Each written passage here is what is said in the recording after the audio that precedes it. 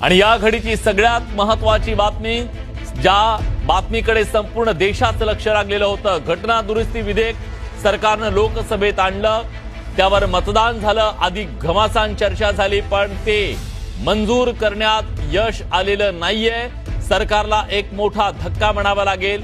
लोकसभेमध्ये मोदी सरकारला हे विधेयक मंजूर करता आलेलं नाहीये।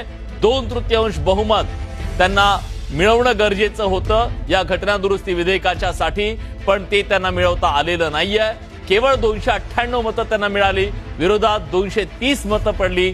याचा अर्थ सरकारला या विधेयकाच्या बाजूने समर्थन वळवण्यामध्ये अपयश आलेलं आहे आणि निश्चितपणे मोदी सरकारसाठी हा एक मोठा धक्का म्हणावा लागेल।